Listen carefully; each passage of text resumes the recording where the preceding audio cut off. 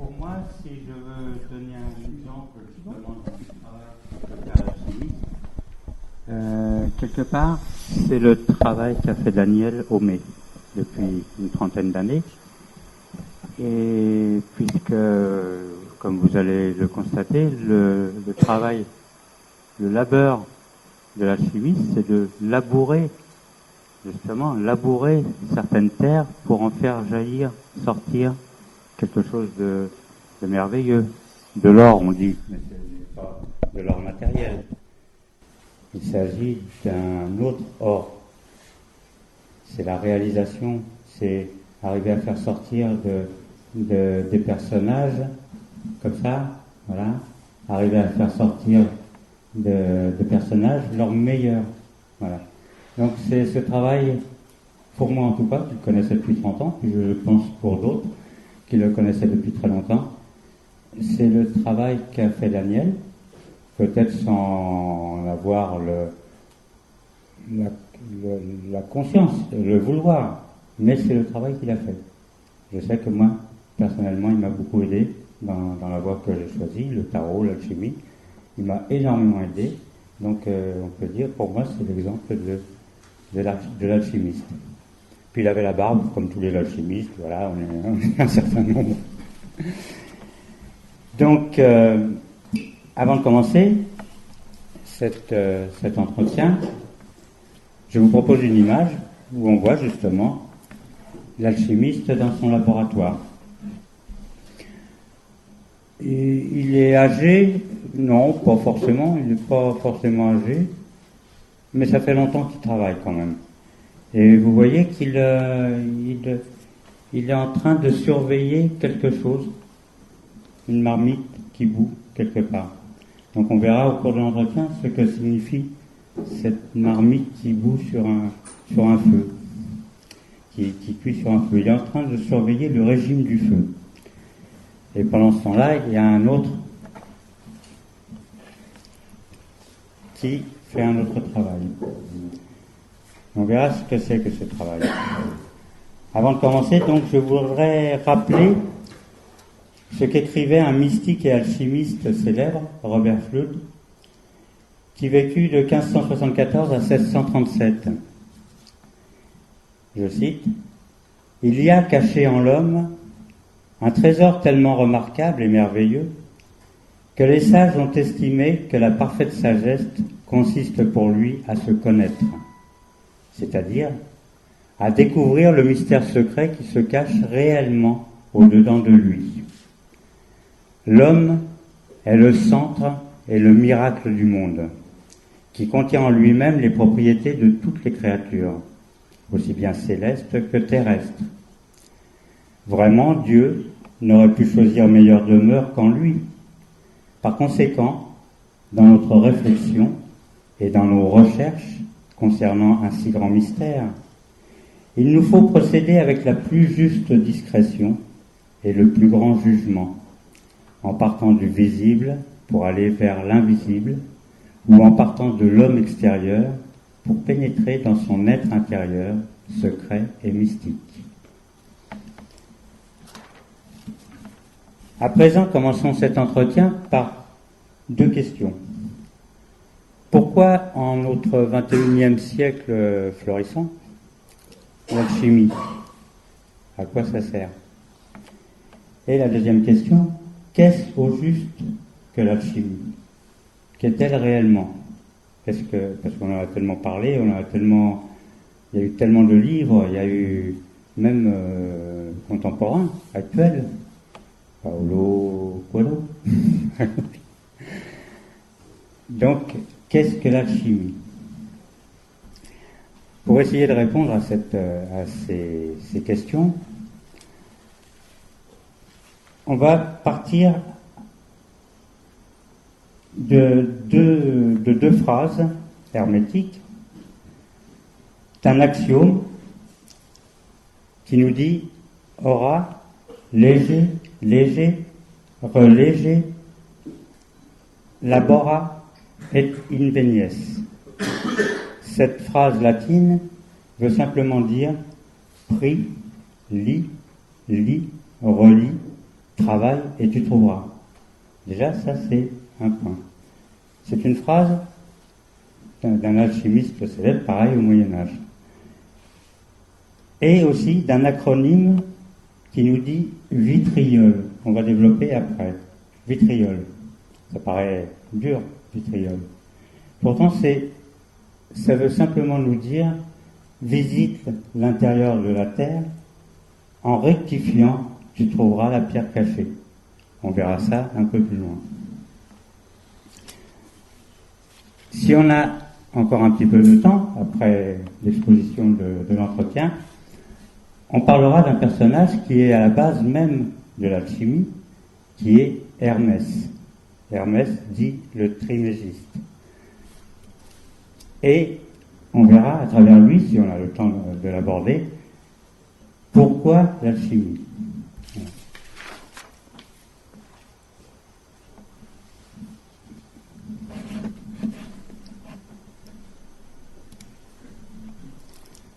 Encore un alchimiste en train d'étudier.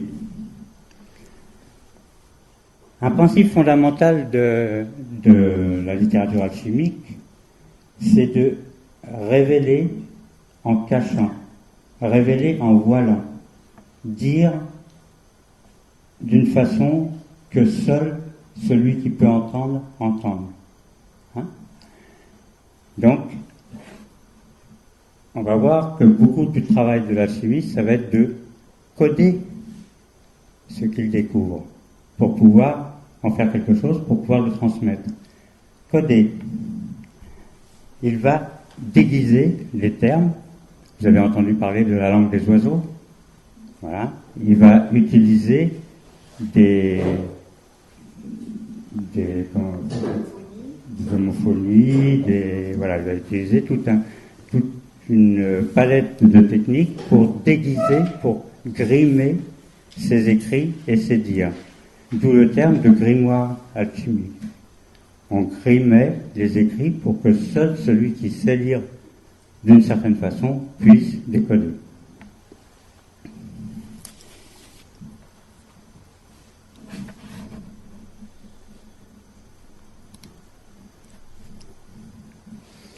Alors, à travers le mot, mais aussi à travers l'image, on codait d'une certaine façon, on se servait de ce qu'on appelle les symboles. Donc ce sont ces symboles qui vont nous intéresser en partie ce soir, puisque le travail alchimique aussi va nous intéresser au premier degré, pas uniquement que les symboles.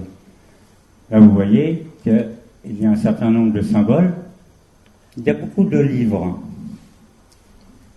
Il y a des clés, il y a une femme qui est... Est-ce que c'est une femme? Elle est à moitié femme, moitié homme. C'est une femme avec une barbichette. Je vous l'ai dit, les alchimistes, ils ont tous la barbe. Donc, révélé en voilant. On a un personnage, un alchimiste moderne, qui s'appelle Claude Diger. Pour illustrer ce fait de révéler en voilant, qui nous dit que ceux qui pensent que l'alchimie est strictement de nature terrestre, minérale et métallique, s'abstiennent. Que ceux qui pensent que l'alchimie est uniquement spirituelle, s'abstiennent. Que ceux qui pensent que l'alchimie est seulement un symbolisme utilisé pour dévoiler analogiquement le processus de la réalisation spirituelle, en un mot que l'homme est la matière et la teneur de l'œuvre, qu'ils abandonnent. Ça, c'est un exemple typique de la façon de s'exprimer des alchimistes pour porter l'attention de celui qui cherche sur un détail qui va leur fournir la clé, le décryptage de ce qu'il a voulu dire, de ce qu'il a voulu transmettre. Qu'est-ce qu'on relève dans ce texte? On va relever une injonction négative répétée à 3 reprises. Que ceux qui pensent que ne continuent pas à. D'accord? 2 injonctions courtes et lapidaires, suivies d'une phrase plus longue et plus alambiquée. Un terme réutilisé 2 fois, s'abstiennent, suivi d'un autre différent, abandonne. Donc là, on nous fournit une clé pour comprendre quelque chose. Pourquoi l'auteur n'a-t-il pas utilisé 3 fois la même formule? Ce qui aurait certainement donné plus de poids encore à l'injonction de s'abstenir dans tous les cas, en définitive. Nous allons remarquer dans cette phrase que abandonne souligne la phrase la plus longue. Qu'est-ce que ça veut nous dire? Pour comprendre ce que cela veut nous dire, nous allons aller du côté des racines, de l'étymologie des mots. Nous allons chercher du côté des origines du mot.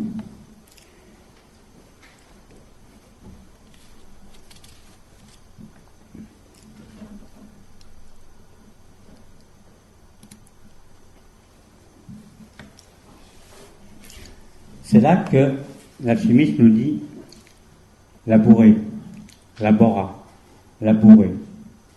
Ora, léger, léger, ré léger, labora et invenies.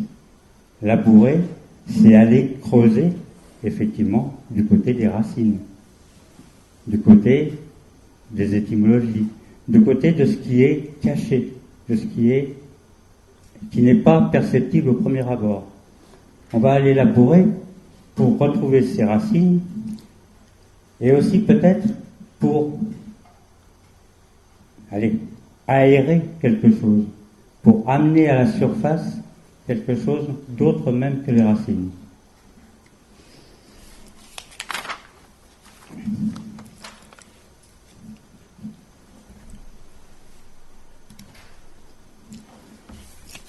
Voilà la célèbre phrase, donc. Prie, lis, relis, travaille, laboure, et tu trouveras. Alors du côté des racines, s'abstenir. Nous avons vu dans la phrase que ceux qui s'abstiennent. S'abstenir vient d'une racine indo-européenne, tender, ten, tendre, étirer. En latin, tender, tendre à. Donc s'abstenir, ça veut dire ne pas tendre à. Éviter de tendre à. C'est-à-dire ne pas toucher à, en fin de compte. Ne pas prétendre à. Que ceux qui s'abstiennent, ça veut dire que ceux qui disent que ferment leur bouche parce qu'ils n'ont rien à dire, ce n'est pas ça. Par contre, abandonner. D'une racine ban, B-A-N, en français populaire, d'un ensemble de mots germaniques. Ban, qui signifiait en franc proclamation. Vous connaissez publier les bans? Donc voilà, le ban, la racine de abandonner, vient de ban, proclamation. Ça nous dit quelque chose d'intéressant. D'un côté, on nous dit que ceux qui pensent que laissent tomber, il n'y a rien à voir, et d'un autre côté, que ceux qui pensent que, et la phrase la plus longue, abandonnent, c'est-à-dire donne abandon, donne au banc, ça veut dire publie, publier les bancs, rendre public, annonce. Vous voyez que dans une simple phrase, en 3 termes, on arrive déjà à capter ce que veut nous dire l'alchimiste. Que ceux qui considèrent que s'abstiennent, par contre, ceux qui pensent qu'il y a tout un travail sur l'homme, sur l'intériorité de l'homme, et que l'homme est à la fois l'œuvre en elle-même, l'atanor et le voyage même qui consiste à fabriquer cet or, abandonne, laisse abandon, donne à publier. Encore une histoire de livre. On en revient toujours, on a vu avec l'image précédente, on revient au livre. C'est très important le livre, puisque on peut considérer que l'alchimie, on peut considérer que c'est l'alchimie même, qui a créé le livre. On dit que l'humanité a évolué à partir de l'invention du feu et de la roue, mais c'est une drôle d'humanité qui a évolué à partir du feu et de la roue. Avec le feu et la roue, qu'est-ce qu'on a fait? On a inventé le char d'assaut. On a inventé la guerre. On a inventé le meurtre. Par contre, avec le livre, l'invention du livre, on a inventé quelque chose qui libère de l'ignorance. Totalement différent. Il y a une autre approche. Quand on pense, alors je vous parlerai tout à l'heure d'Hermès, mais on dit que c'est Hermès qui a inventé le verbe. Et donc qui a inventé l'oralité, qui s'est transformée avec le temps en l'écriture. Et donc la publication. Donc si on considère cela, on peut dire effectivement que Hermès, qui était de l'ancienne Égypte, a créé autre chose dans l'évolution que le feu et la roue. Il était aussi dieu des voleurs, dieu des marchands, dieu des chemins, des routes, c'est Hermès. Donc vous voyez qu'il avait plus d'une corde à son arc et en même temps, tous ses qualités, toutes ses fonctions, il les a mis au service du verbe, du mot donc, et de l'écrit. Voilà le premier travail de l'alchimiste.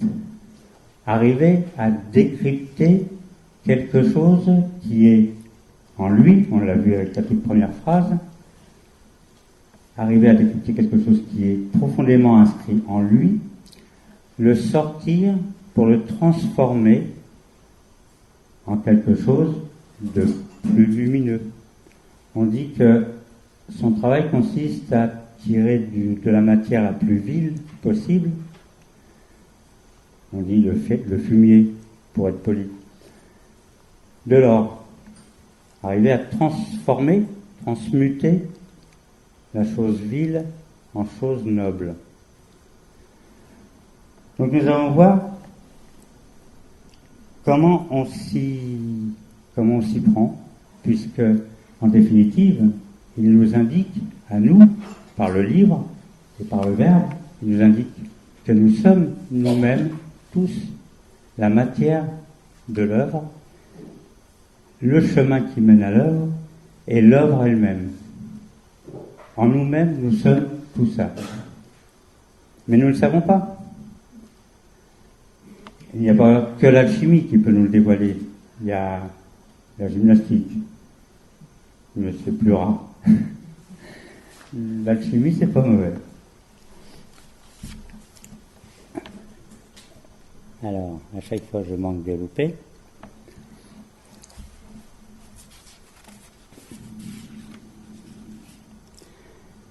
Donc, on nous dit que, quelque part, transmettre, enseigner, sont des mots-clés de l'alchimie. Là, on voit, qu'est-ce qu'on voit? On voit un maître et son élève. Ou un maître et son disciple, comme on nomme les alchimistes qui apprennent.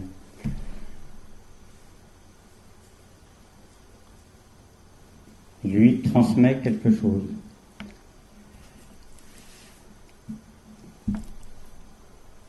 Dans la langue des oiseaux, d'un personnage qui s'appelle Richard Kelzin, on nous dit Romulus, le fondateur de Rome, est un personnage de légende et n'a eu aucune existence. Son nom est une déformation de Ramulus, un rameau, la touffe, le toupet, les grettes, la huppe. Les initiés choisirent pour emblème le héron parce qu'en grec, son nom correspondait phonétiquement au latin erudio, enseigner, transmettre la doctrine. Encore la langue des oiseaux, encore ce soupçon de transmission par en dessous. révéler en voilant. Toujours révéler en voilant. L'alchimiste fait toujours ça. Pourquoi il fait ça? Pourquoi il ne peut pas dire simplement les choses? Parce que quand on dit simplement les choses, on ne nous écoute pas. On ne nous croit pas. Parce que on nous dit mais non, c'est plus compliqué que ça, ou c'est plus simple que ça. Mais non, c'est pas ça. Par contre, quand on cache quelque chose pour le révéler, la façon dont on le fait, cela va titiller l'intérêt de celui qui cherche réellement. On me cache quelque chose, il faut que j'aille voir parce que je veux comprendre. On me dit pas tout, ou on me dit des choses déguisées, donc il faut que j'aille y voir d'un peu plus près parce que moi je veux comprendre, je veux apprendre, Et on s'est aperçu qu'en fin de compte, il y avait des méthodes d'enseignement où on cachait, même dans l'enseignement public, où on cachait certaines choses pour justement pousser la personne qui veut réellement apprendre à chercher, à demander, à comprendre, et la personne qui ne veut pas vraiment apprendre, à la décourager. Il n'y a rien à voir, on s'en va. Voilà pourquoi les grimoires, pourquoi la langue des oiseaux, pourquoi le fait qu'on cache des informations, ce n'est pas pour ôter l'information, c'est pour que la personne qui est réellement intéressée puisse elle-même faire la démarche d'aller chercher, d'aller gratter et d'aller comprendre.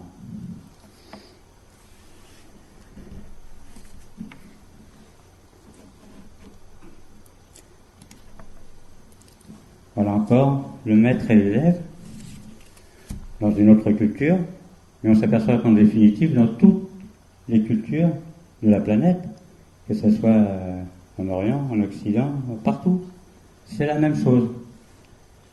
On a quelqu'un qui arrive à un certain niveau de connaissance, et arrivé à ce niveau de connaissance, il va se sentir enclin à transmettre, à vouloir transmettre pour que cette connaissance continue, non seulement continue, mais s'adapte au temps nouveau et s'amplifie. Il y a des personnes qui ont ce besoin de transmettre, parce que on leur a transmis à eux. Ces personnes-là, on peut les appeler quelque part des initiés. Ils ont été initiés, qu'ils aient été initiés dans des écoles de mystère ou d'une façon ou d'une autre, ou qu'ils se soient initiés eux-mêmes, peu importe. Ils sont initiés, ils ont parcouru un chemin, et à leur tour, ils vont proposer cette initiation à d'autres qui viennent apprendre.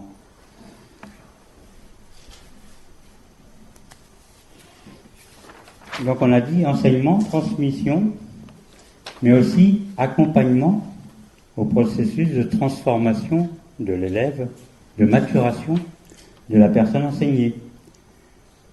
Jung appelait ça processus d'individuation. On ne peut pas le faire tout seul.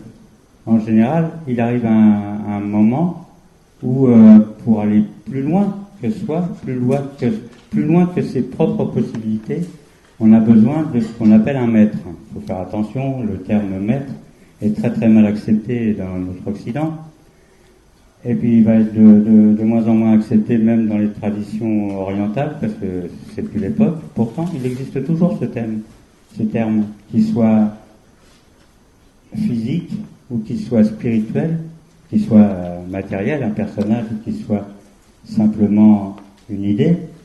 Le maître sert à ça. Le maître n'est pas là pour imposer quoi que ce soit, il est là pour accompagner la connaissance que l'on acquiert au cours d'un cheminement. Donc, Jung nous dit processus d'individuation afin de conduire et faire passer l'être d'un état entre guillemets profane, qu'on appelle chaos en terminologie alchimique, à l'état de néophyte étudiant, puis d'adeptes initiés, puis enfin de maîtres, pour qu'ils puissent à son tour transmettre. Ça existe toujours, le compagnonnage. Ils se disent pas alchimistes, ils se disent compagnons, mais quelque part, si on fouille un peu dans leur tradition, dans leur rituel, dans leur façon d'être et de travailler, on va retrouver certains symboles, on va retrouver certains protocoles de travail qui ressemblent étrangement au travail alchimique. On transforme de la matière brute en quelque chose de plus léger, plus lumineux, plus... voilà.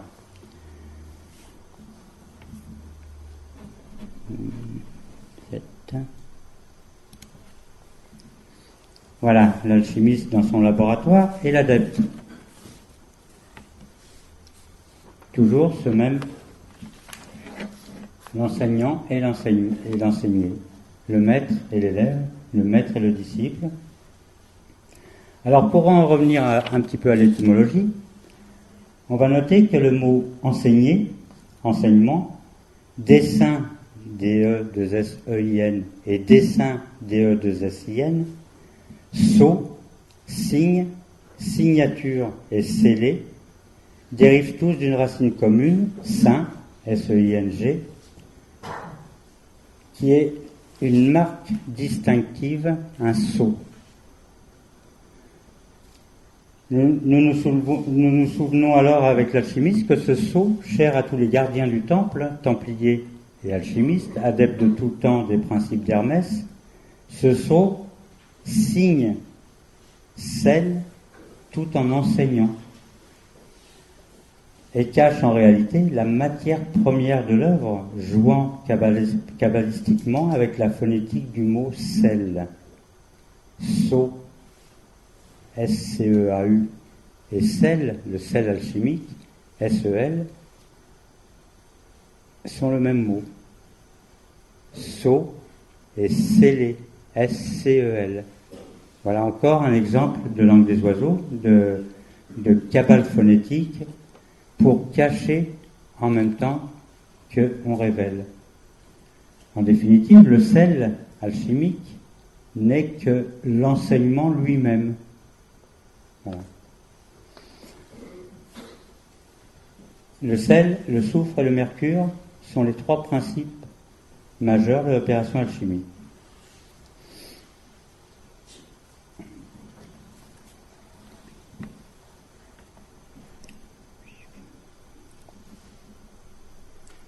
Ah non, on n'est pas encore.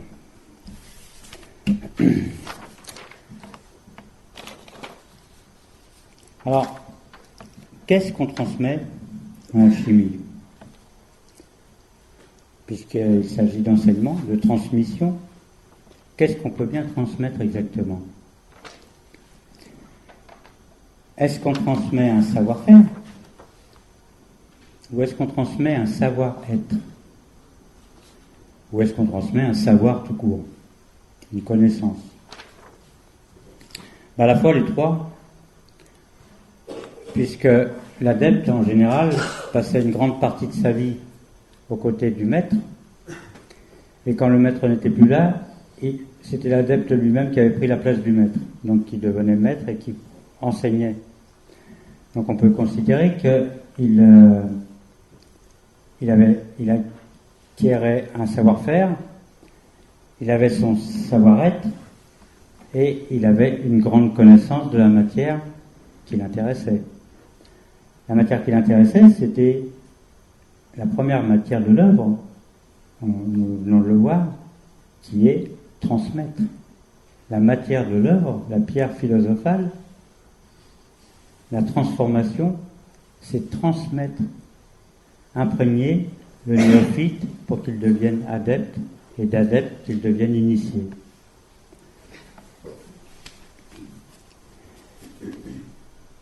Pourquoi cette façon de procéder? Pourquoi on ne pouvait pas dire à tout le monde? Pourquoi on ne pouvait pas enseigner sur la place publique? Bon, déjà, les alchimistes, il y en a pas mal qui ont eu des gros problèmes avec les autorités de l'époque, parce que les vieux grigous, on les prenait un peu pour des magiciens. Pensez donc qu'ils prétendaient faire de l'or. C'est pas... Donc ils étaient très prudents. Et il y a certaines connaissances, effectivement, qui ne peuvent pas être dévoilées sur la place publique, parce qu'elles peuvent être, entre guillemets, dangereuses pour les personnes qui ne sont pas préparées à la recevoir et qui la reçoivent. On le sait très bien, puisque nous utilisons des allumettes et des briquets tous les jours, nous sommes adultes, mais laisser traîner une boîte d'allumettes à un enfant de 3 ans, et il risque d'y avoir des problèmes. Ça ne veut pas dire que les allumettes sont mauvaises, ça veut pas dire non plus que l'enfant est mauvais, ça veut dire qu'il y a une connaissance de la chose qui manque chez celui qui n'est pas préparé. Et que si elle est donnée trop tôt, elle peut être dangereuse pour la personne en question. Donc ça veut quand même dire que c'était une connaissance qui avait un caractère particulier. Puisqu'en fin de compte, tout le monde peut apprendre. C'est ce qu'on fait à l'école, les maths, le français, la géographie, etc., etc. Alors c'était pas cette connaissance-là. Ça avait quelque chose d'une autre dimension, cette connaissance alchimique, cette façon de transformer. Bah oui, puisqu'on nous dit que au final c'est de l'or qu'il s'agit. Donc c'est quelque chose de pur, d'inaltérable, de rare. Alors quelle est cette connaissance? Quelle peut être cette connaissance? La connaissance de l'univers, la connaissance, à vrai dire, c'est ça. La connaissance alchimique, la connaissance transmise par les alchimiques, c'était le fait que nous sommes l'univers entier. Et donc nous pouvons avoir accès aux forces phénoménales de l'univers entier. Mais à partir d'un certain travail. C'est pas donné comme ça à tout le monde. Donc il faut travailler. C'est ce que nous dit l'alchimiste. Vous avez tous vu, je pense, ce film, Le nom de la rose. Vous avez tous vu, au-delà des images et des mots, ce qui pouvait se transmettre d'une personne à une autre, et comment ce qui s'était transmis de cette personne à l'autre revêtait une importance fabuleuse. Cet enfant un peu foufou, un peu paumé, un peu qui ne sait pas trop, et qui finit par suivre ce vieux fou carrément de sage, et qui va devenir lui-même un vieux fou de sage quand l'autre aura disparu, parce qu'il fallait sauver quelque chose de précieux, faire quelque chose d'inimaginable, sauver cette bibliothèque qui brûlait, sauver des livres, et puis continuer à apprendre, continuer à creuser les racines. J'ai choisi cette image parce que c'est exactement l'image de l'alchimiste, du travail alchimiste. En plus, j'adore Sean Connery. L'alchimiste est son apprenti. Donc soustraire le trésor à l'approche immature et irresponsable de celui qui n'est pas encore prêt à le recevoir, à l'intégrer, sans quelques inconvénients pour sa santé sur tous les plans, physique, psychique et spirituel, ainsi que sur celle de son entourage. Voilà pourquoi le mystère alchimique. De tout temps et en tout lieu, l'alchimiste s'évertue à prévenir qu'il est dangereux pour quiconque ne s'est pas très longuement et suffisamment purifié de jouer avec cette connaissance-là, avec ce feu-là, avec le feu de la tanora. Que pour accéder à l'or philosophal, il convient, par la patience, l'humilité, certains renoncements et énormément de travail, d'être devenu soi-même or philosophal, d'avoir acquis une nature compatible, sinon identique, avec la chose recherchée.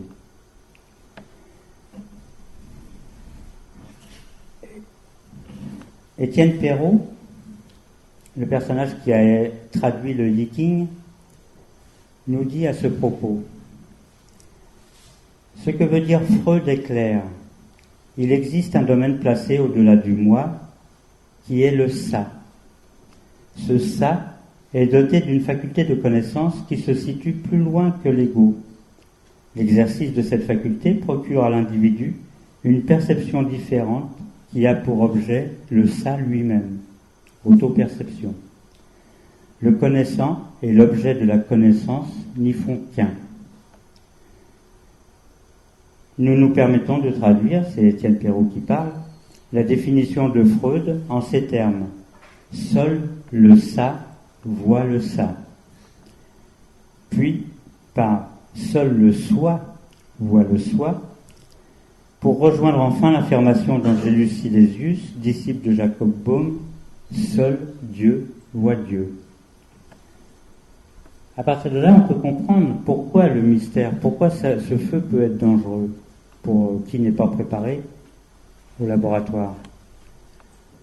C'est que par résonance, par sympathie, par identification, celui qui cherche et ceux qu'il cherche deviennent la même chose. Si je cherche l'absolu cosmique, si je cherche Dieu, je peux devenir Dieu. Mais sur Terre, c'est très mal vu. Donc, il s'agit là d'être très prudent. En fin de compte, l'alchimiste est quelque part le démiurge. Il est celui qui va donner la connaissance, qui va instiller dans la société la connaissance. Mais il faut qu'il ait appris pendant toute sa vie à être d'une humilité parfaite. Sinon, il devient fou, allié. Il se prend pour Dieu. Donc voilà la question du mystère alchimique. Transmettre, imprégner la société dans laquelle on vit de certaines idées, d'une certaine connaissance, pour transformer, transmuter cette société dans laquelle on vit, soi-même par la même occasion, en quelque chose de plus connaissant, de plus lumineux, de plus parfait, je ne sais pas le terme, de plus noble. Voilà une partie du travail alchimique.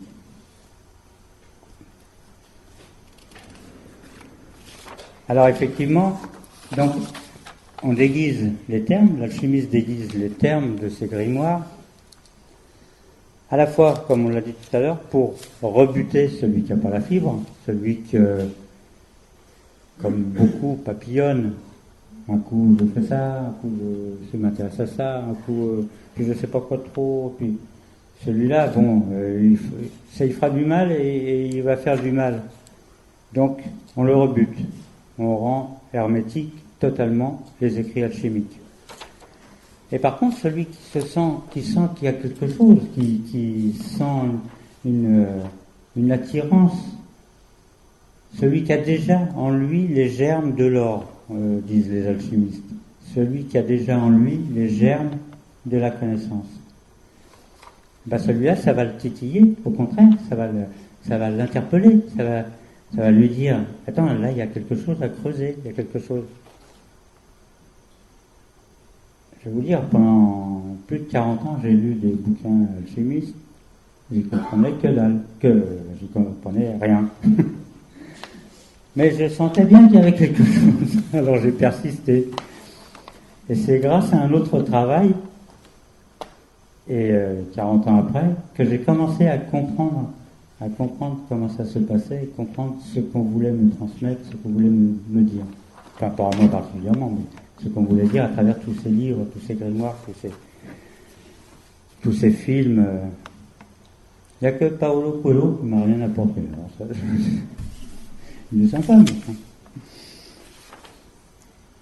Donc, tout l'art du maître, alchimiste, de l'enseignant, sera de maintenir la motivation chez celui qui cherche, par un mystère savamment dosé, par le déguisement flagrant de certaines informations, ce qui ne manquera pas d'attiser et d'entretenir chez celui-là le feu du désir, l'enthousiasme. C'est ce feu qu'on a vu dans la première image, que le personnage surveillait.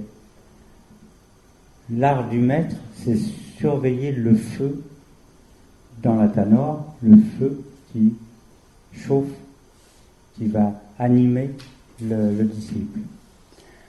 Le disciple qui est aussi lui-même, le maître et le disciple, c'est la même chose. On est toujours maître quelque part et disciple par ailleurs. Donc en apprenant aux autres, c'est encore le principe des compagnons, des compagnonnages. En apprenant aux autres, on apprend soi-même. En enrichissant l'autre de la connaissance, on s'enrichit soi-même. Et c'est ce va-et-vient qui fait la maîtrise, la vraie maîtrise. Donc tout l'art du maître, c'est de surveiller le feu sous la cocotte, sous la Tanor. Il y a plein de symboles dans l'alchimie. Je dis pas cocotte pour rien, puisque on parle d'œuf philosophal, d'œuf du monde. On parle d'un tas de choses en alchimie pour signifier toujours la même chose. Quelque chose de global qui va passer d'un état immature à un état mature, mûr de l'or philosophal.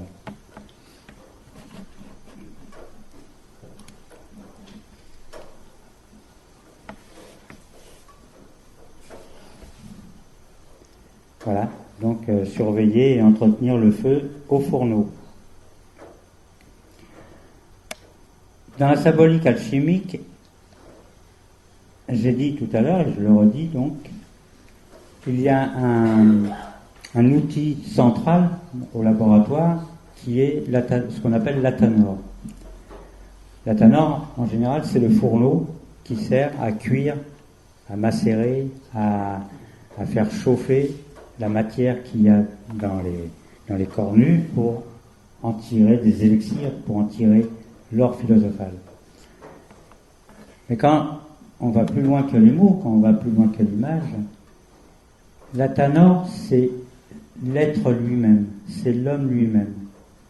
Quand on parle de feu, on vient d'en parler un petit peu, quand on parle de feu dans la Tanor, c'est le feu de l'enthousiasme, c'est le feu du désir, c'est le feu intérieur qui pousse à aller plus loin. On doit l'entretenir, ce feu, parce que s'il est trop violent, il détruit plutôt qu'il ne construit. S'il n'est pas assez fort, rien ne va se passer. Donc, pour faire mûrir cette œuvre, pour faire monter cette lumière qu'on a en nous, qui est coincée quelque part, qui est pas mûre, qui est une pierre brute, on dit, pour la faire s'élever, cette lumière, il faut maintenir un certain feu pendant un certain temps. Je dois vous avouer que ce certain temps, c'est peut-être toute la vie entière, mais ça, ils ne le disent pas clairement. Donc, et par décoction, par infusion, même par pourrissement, des fois, on utilise le pourrissement de certaines choses, on va petit à petit obtenir, puis recommencer toujours, ça j'avais oublié de vous le dire, recommencer toujours les mêmes opérations, la même opération, toujours. Mais en fin de compte, il n'y a qu'une seule opération, c'est le travail alchimique, c'est aller vers la connaissance. Toutes les opérations décrites dans les livres alchimiques ne font qu'une seule opération, ne font qu'un seul travail. Se perfectionner, se purifier pour atteindre quelque chose de pur, une connaissance pure.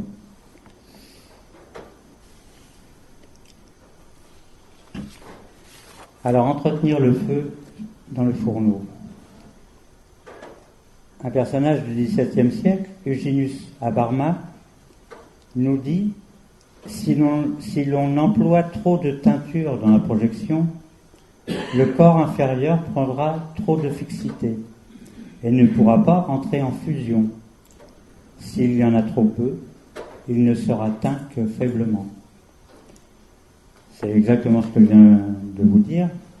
Trop d'informations, trop d'éléments de connaissance à la fois, Un enseignement trop soutenu ou inadapté aux capacités du récipiendaire paralyse celui-ci. Il n'intègre pas et se ferme par réaction de défense.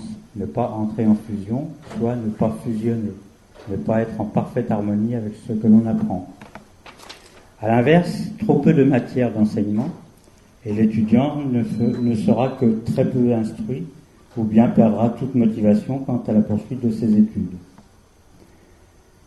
Pour celui qui se destine à l'enseignement, ainsi que pour celui qui cherche, il convient ici de trouver la juste mesure pour une intégration souple, régulière et harmonieuse de la connaissance.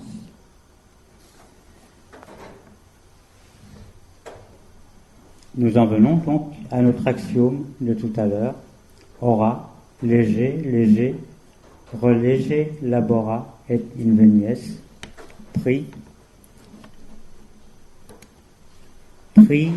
lis, relis, travaille et tu trouveras. Tout le travail alchimique est résumé dans cet axiome.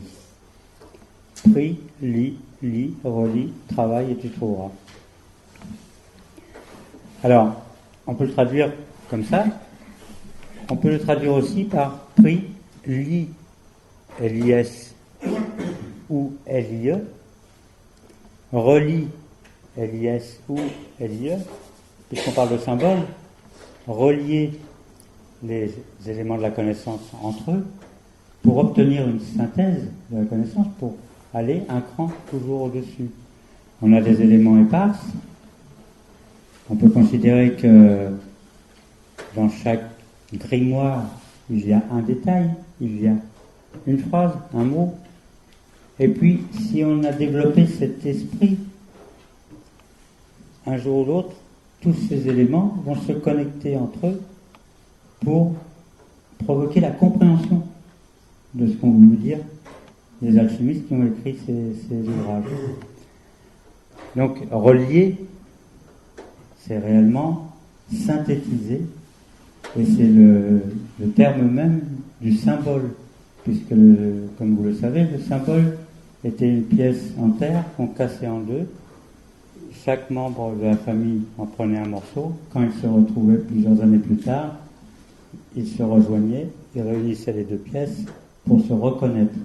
Symbole, c'est la reconnaissance de deux objets différents, de deux choses, de deux êtres différents.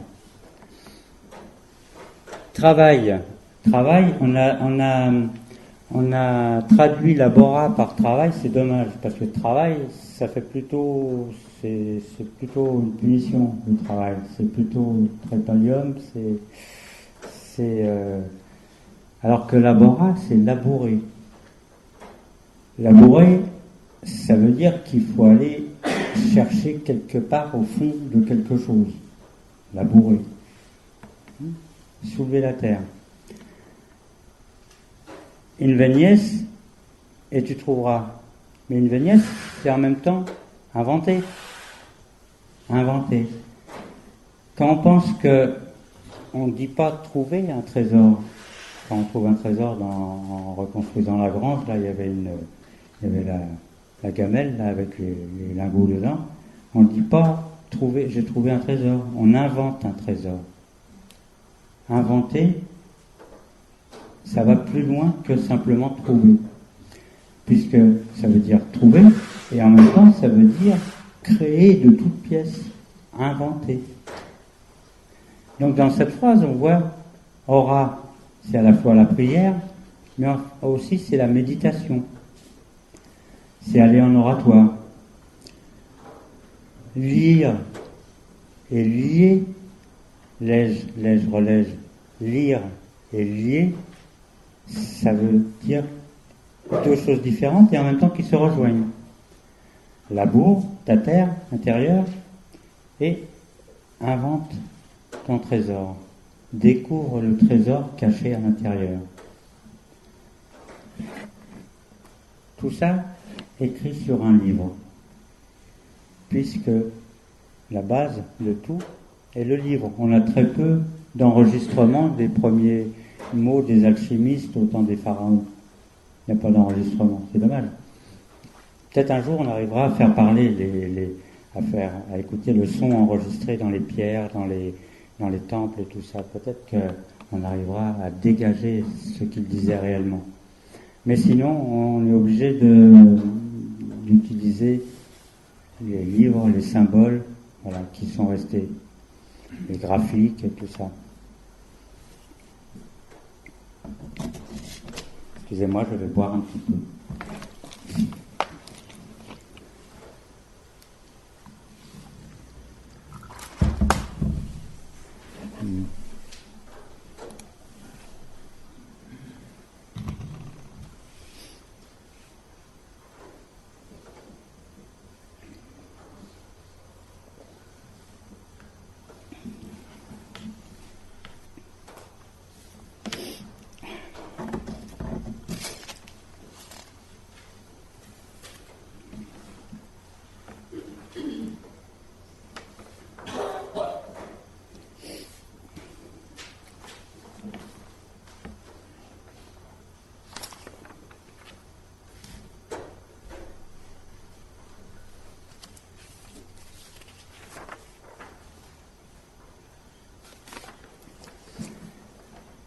Alors, ici nous voyons Platon et Aristote.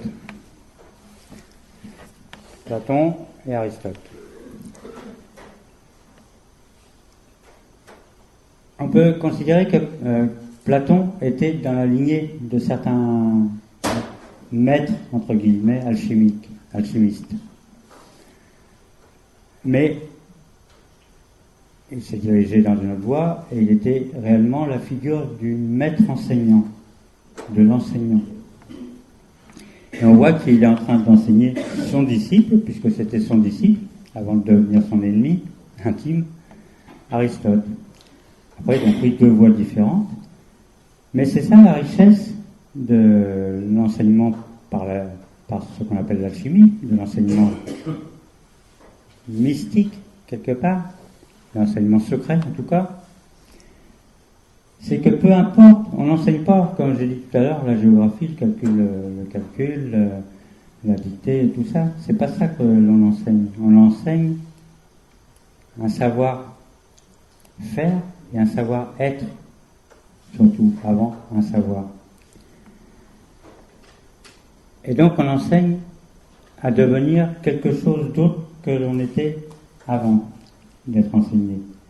Et avant on était une pierre brute. Bon, en parlant d'une façon moderne, on était un petit enfant boule de décoffrage. On va devenir un jeune adulte toujours boule de décoffrage jusqu'à temps qu'on rencontre quelqu'un qui va nous apprendre à devenir un homme. Moins boule, enfin un homme ou une femme, excusez-moi. Il y a plus de femmes que d'hommes. Un être humain à part entière. Moins boule de décoffrage. Puisque ceci est destiné à ce qu'on devienne nous-mêmes maîtres pour pouvoir faire la même chose et continuer la connaissance afin que jamais le feu ne s'éteigne. Jamais la flamme ne doit s'éteindre. La connaissance se transmet d'âge en âge, et si on est là aujourd'hui, c'est parce qu'il y a toujours eu des relais, des maîtres qui ont enseigné et à des disciples qui ont enseigné à leur tour, etc. On en est là aujourd'hui.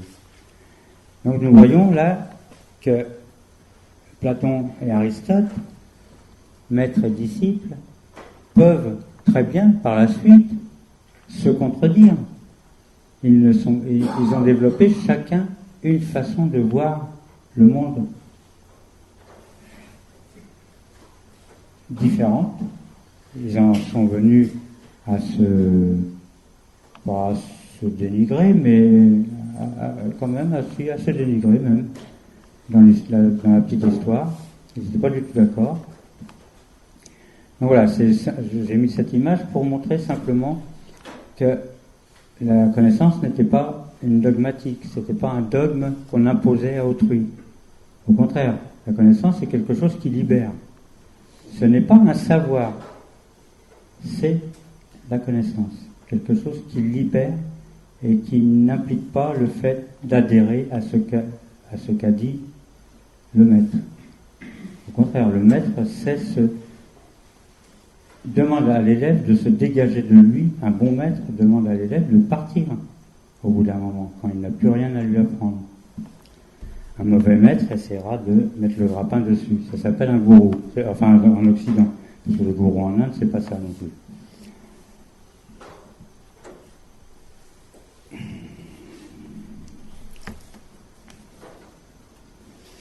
Donc, on va nous demander d'étudier, de lire, d'étudier, d'essayer de comprendre pendant longtemps. Donc on va faire des études de textes, de documents, d'images qui vont nous enseigner la philosophie même de l'œuvre, réflexion et méditation sur la symbolique de l'œuvre, étude des différents courants historiques, des écoles, ordres et mouvements qui ont assumé le relais. Étude qui, au-delà de la diversité des expressions de cette pensée alchimique selon les époques, les cultures et les lieux, nous conduit à une prise de conscience d'une unité universelle sous-jacente. Et par cela, nous lave, quelque part, de nos a priori, de nos idées reçues, de nos idées toutes faites, de lieux communs et autres engrammes en tout genre, inscrits par la société dans laquelle on vit, par l'éducation des parents, au niveau profane, hein, je parle. Enfin, profane n'est pas un mot méchant, c'est simplement l'autre pôle de sacré. Étude nous amenant ainsi à apprendre à juger par nous-mêmes, à nous forger une opinion personnelle et originale sur la valeur des choses, du monde et de notre être. Voilà le travail que Platon a effectué avec Aristote. Et Aristote, un jour, s'est senti suffisamment libre pour dire à Platon: maintenant, je ne suis pas d'accord avec tes théories à toi. Tu m'as tout appris, je suis ton élève, mais je ne suis pas d'accord. La vie, c'est autre chose. Chacun avait sa propre vision du monde.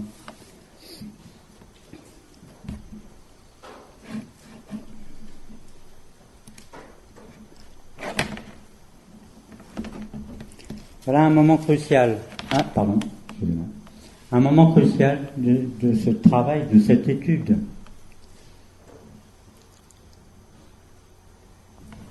Ça s'appelle l'illumination. C'est bien un grand mot, hein, l'illumination.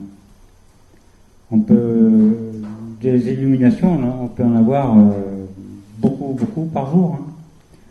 Ça s'appelle des compréhensions.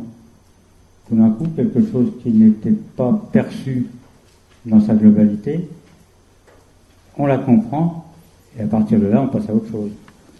Bon, il y a des petites compréhensions dans la vie de tous les jours, et quelquefois, quand on est penché depuis longtemps sur un gros problème, il y a ce qu'on appelle des illuminations. C'est des grosses compréhensions qui arrivent d'un seul coup, là, ça vous laisse pantois. Il y en a certains, ils tombent à genoux.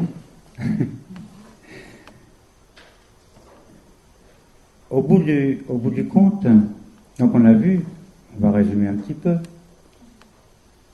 l'Athanor, c'est l'alchimiste lui-même, qui va se transformer, qui va comprendre de mieux en mieux ce qu'il étudie, ce travail de l'alchimie, de transmutation, de transformation de la matière brute en quelque chose de plus élevé, même de sacré à la limite. Il va y consacrer plusieurs années, il va lire beaucoup, on a vu qu'à chaque fois il y avait des livres partout, il va travailler, il va lire, il va cogiter, il va prendre des notes, il va écrire lui-même. Et puis un jour, il va comprendre d'un seul coup tout ça, à quoi ça sert, pourquoi c'est là, comment ça se passe, toutes les connexions qu'il n'avait pas vues, parce que c'était grimé, parce que c'était incompréhensible. Tout ça va prendre chacun sa place, et il va comprendre d'un seul coup. Il va comprendre aussi qu'il se passe un phénomène où il va communier quelque part avec une force qui le dépasse, avec une force qui est là autour de lui. Ça s'appelle l'émotion esthétique. Ça aussi, ça arrive à chacun.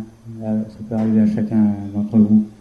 Vous voyez un beau film, un passage d'un beau film, où tout d'un coup vous ne faites plus qu'un avec les personnages, avec la situation, et puis vous vous mettez à pleurer comme une madeleine parce que ça vous touche au plus profond, ou alors vous avez un sourire extatique. Ça arrive. Ou alors au cours d'un concert, ou simplement vous voyez un oiseau en train de becter des miettes sur votre terrasse, et puis il y a un instant où, tac, vous devenez en même temps, vous faites partie de cet oiseau, vous comprenez tellement pourquoi ça se passe comme ça. Ça s'appelle l'émotion esthétique, l'illumination. Il a compris. À partir de là, on peut dire qu'il a presque plus besoin de chercher. Mais si quand même, parce qu'il n'est pas encore arrivé au bout de sa peine. Il a compris une étape, il a compris quelque chose, mais il n'a pas encore totalement intégré. Pour la bonne raison qu'il est encore là sur Terre, vivant. Donc, il y a encore quelques crans à aller chercher plus loin.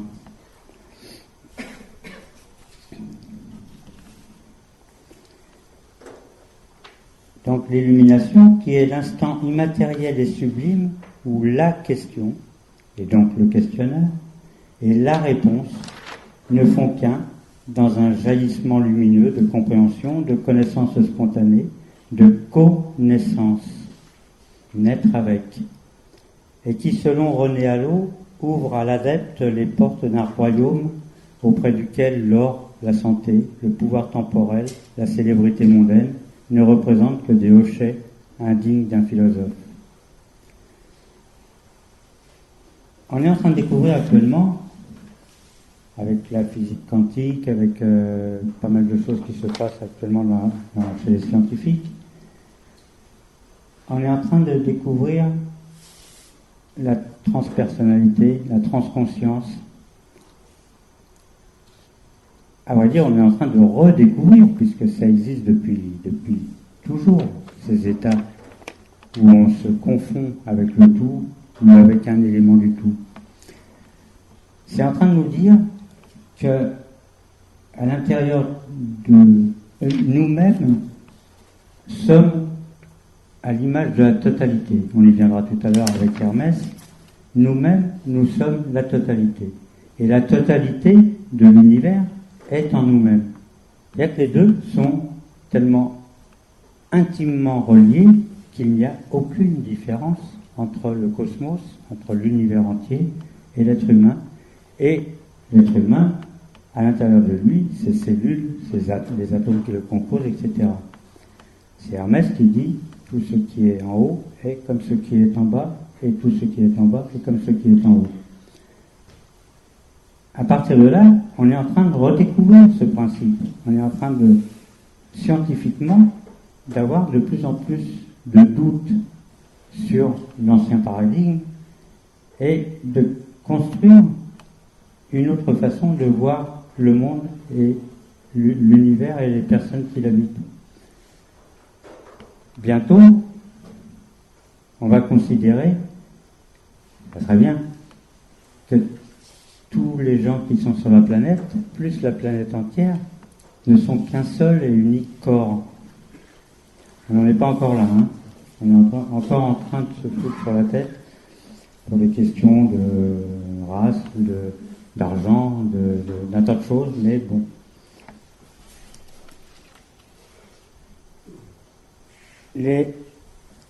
Quand on parle d'alchimie, en définitive, on parle de spiritualité. On parle même un peu plus que de spiritualité, on va parler de mystique. Mais mystique, dans notre société occidentale, ça a pris une connotation un peu léger de la tête. C'était pas du tout cette valeur-là qu'on accordait à l'époque au Moyen-Âge et avant le Moyen-Âge chez les pharaons. Mystique, c'était celui qui adhérait au mystère de la connaissance de l'univers, du cosmos. Rien à voir avec, comme on dit aujourd'hui, un peu partie de la tête. Bien que, pourquoi pas, Sauf qu'ils étaient vénérés à une époque, maintenant on les enferme à la tour. Voilà, c'est la différence.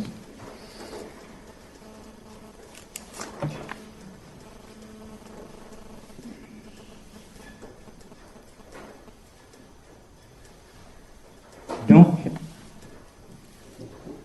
nous allons de palier en palier, d'illumination en illumination, de compréhension en compréhension, nous allons nous élever. Nous allons nous élever à des niveaux de connaissance, de compréhension, qui peuvent largement dépasser le cadre de la connaissance objective, disons normale, de tous les jours. Nous voyons là un personnage qui va aller chercher derrière, au-delà, parce que ça l'intéresse. Il n'est pas obligé d'y aller. Il peut très bien se contenter d'habiter la petite maison là-bas au fond à gauche, avec son petit jardin, ses poules, etc. Non, lui, il a été atteint par quelque chose. Il a compris quelque chose. Derrière la réalité, il y a une autre réalité. Et il veut aller y voir.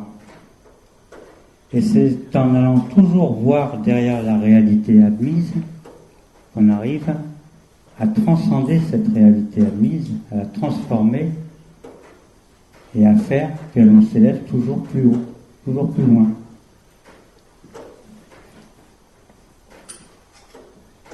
Il va voir au-delà du cercle du monde pour découvrir ce qu'il y a derrière. Ah oui, ça commence.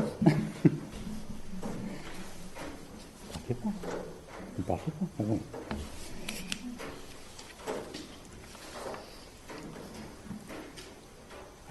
Aller au-delà du connu, donc. De prise de conscience en prise de conscience, de connaissance en connaissance. On va aller au-delà de ce qu'on croit connaître. Parce qu'en fin de compte, mais on ne va pas y aller de n'importe comment, puisque nous sommes à la fois la pierre, la tanore, le chemin et l'œuvre dans son entier. Donc on ne va pas aller chercher forcément ailleurs ce qu'on a sur place. Le travail de l'alchimiste, de cherchant, du mystique, ça sera au contraire, puisque tout est en lui, il a réussi à admettre un jour que tout était en lui, il va aller chercher en lui. Il y a une célèbre phrase sur le temple d'Apollon à Delphes, dans la Grèce ancienne, qui nous dit « Connais-toi toi-même et tu connaîtras l'univers et ses dieux ». Ça paraît anodin comme ça, une phrase légère. C'est pas anodin du tout, parce que si on s'y attache réellement, si on veut réellement se connaître soi-même, et si on y parvient, eh bien on connaît l'univers et ses dieux, parce qu'on connaît le mécanisme qui gère tout le cosmos, puisqu'on est identique au cosmos. Donc de prise de conscience en prise de conscience, nous avons vu, au bout d'un moment, intervenait cette illumination. À présent, nous allons essayer d'apprécier ce que peut être cet enseignement alchimique.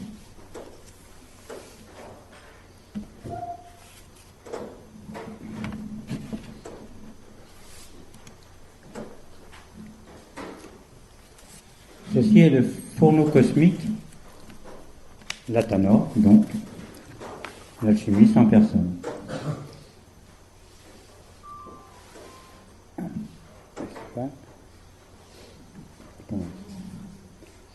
Révéler, donc, c'est dévoiler ce qui est déjà là.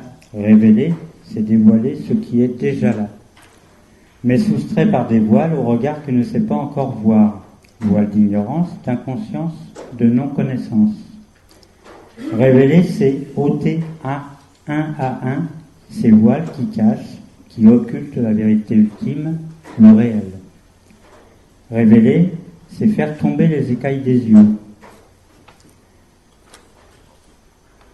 L'alchimiste s'attachera donc très souvent, pour ne pas dire toujours, à préparer le terrain du récipiendaire, afin, comme il dit, de ne pas jeter les perles au pourceau, pour ne pas semer dans une terre inculte, impropre à recevoir la semence.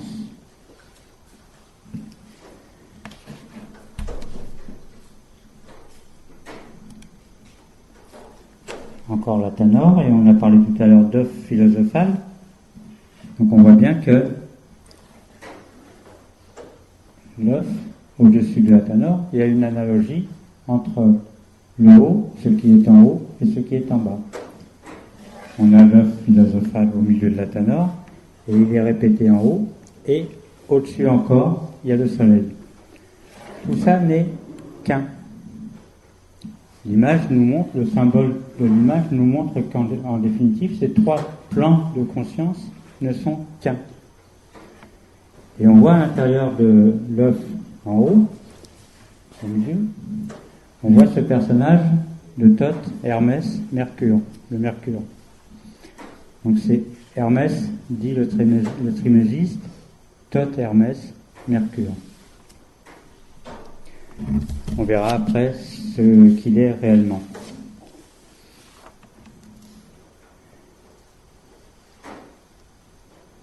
Donc là, nous avions la Tanor, nous allons passer à un autre niveau. Voilà. Ne vous effrayez pas, il y a beaucoup de têtes de mort dans l'alchimie, dans les œuvres alchimiques. C'est parce que c'est une méditation sur l'illusion qu'on veut bien accorder à une certaine vie.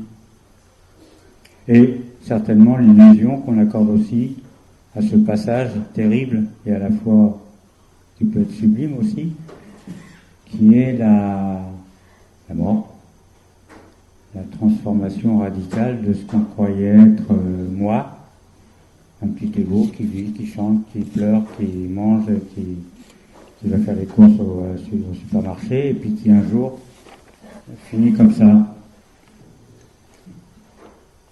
C'est beau en plus. C'est pas... Bon, il y a quand même quelque chose qui nous interpelle. Ce vitriol. Oh là, vitriol.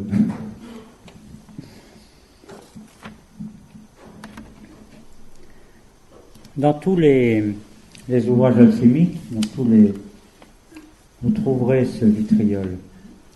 Le vitriol, c'est un acide. Donc, c'est censé provoquer une réaction chimique. Mais comme il ne s'agit pas de chimie, qu'il s'agit d'alchimie, il ne faut pas oublier que l'alchimie, ce n'est pas l'ancêtre de la chimie. Alchemia, alchimie, signifie chimie de Dieu. Donc il n'y a pas grand-chose à voir avec... Par contre, la chimie a beaucoup de comptes à rendre à l'alchimie, puisque tous les alchimistes qui ont loupé leur coup au niveau humain n'ont pas forcément loupé leur coup au niveau des découvertes qu'ils ont fait au laboratoire. Il y a plusieurs niveaux dans l'alchimie. Il y en a qui travaillaient sur la pierre philosophale pour le bien de tous, pour soigner les maux de la population. Et il y en a d'autres qui tentaient de trouver la pierre philosophale pour s'enrichir personnellement. Et puis il y en a d'autres, les plus mystiques, qui travaillaient sur la pierre philosophale, qui n'était autre qu'eux-mêmes, pour se transformer en quelque chose de meilleur. Voilà. Et puis connaître l'illumination. Donc il y a plusieurs niveaux dans l'alchimie, et on pourrait penser que vitriol, là il est écrit là-haut, vitriol est un des éléments du travail au laboratoire. Mais si on pense en alchimiste, et donc avec l'idée de révéler en voilant, on va aller chercher autre chose dans le vitriol. Alors on a trouvé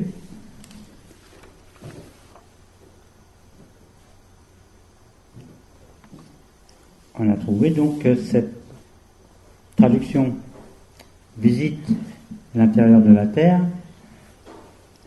en rectifiant tu découvriras la pierre cachée. Alors, en français, ça ne traduit pas exactement. Ça c'est autre chose, j'y reviendrai. Voilà. En latin, ça donne visita interiore terrae rectificando invenies occultem lapidem, vitriol. Et en français, ça donne visite l'intérieur de la terre, en rectifiant, tu découvriras la pierre cachée. Encore un travail à faire, on nous a dit tout à l'heure, lis, prie, lis, relis, travaille et tu trouveras. Et là, il y a un élément en plus, la pierre cachée. On associe la matière de l'œuvre à une pierre, un caillou. Mais cette pierre, de travail en travail, de méditation en méditation, de lecture en lecture, cette pierre qui est à l'intérieur de nous, théoriquement, elle est destinée à être transformée en pierre philosophale, puis en or pur. Donc la pierre cachée, il s'agit de ce savoir, de cette connaissance qu'on a en nous-mêmes, qu'il s'agit de désembourber, de laver, de purifier, de nettoyer, de relaver, de repurifier, de renettoyer, etc. plusieurs fois, jusqu'à temps que petit à petit, elles deviennent lumineuses, elles deviennent éclairantes, elles deviennent pure lumière, pur amour, pureté. Voilà le travail que nous propose Vitriol. Et effectivement, pourquoi Vitriol ? Parce que Vitriol, c'est un acide. Et un acide, ça décape. Donc là, on nous dit aussi, dans cet acronyme Vitriol, on nous dit que ce n'est pas forcément facile. Ce n'est pas donné à tout le monde. Il faut avoir développé le terrain longtemps, pour pouvoir se permettre.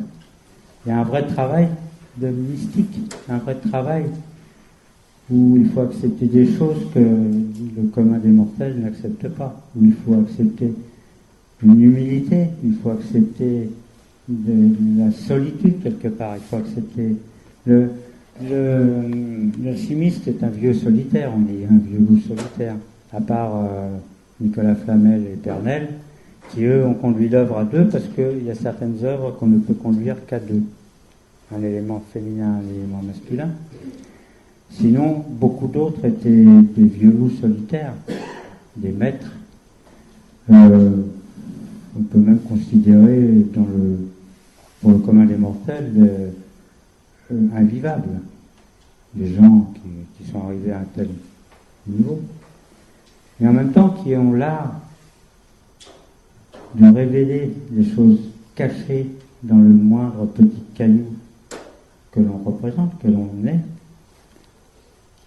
qu'on ne peut que les admirer et que les aimer, même si 1 sur 1000 arrive à ces niveaux-là. Alors on va revenir en arrière, puisque voilà, donc le travail, ça dit bien ce que ça veut dire. L'étude, la solitude, l'attention, ora labora, le travail de méditation, de prière, aller en oratoire, et le travail au laboratoire. L'étude, la prière et la méditation, tout seul, ne donne pas grand-chose. Ça donne quelque chose, mais ça reste très abstrait. Pour que ça s'inscrive profondément dans l'être, dans le corps, dans l'âme, que ça imprègne l'âme, il faut aller au charbon, comme on dit. Il faut travailler, labora, aller labourer, aller travailler au laboratoire. Donc, la connaissance intellectuelle est au charbon, la connaissance pragmatique, la connaissance pratique.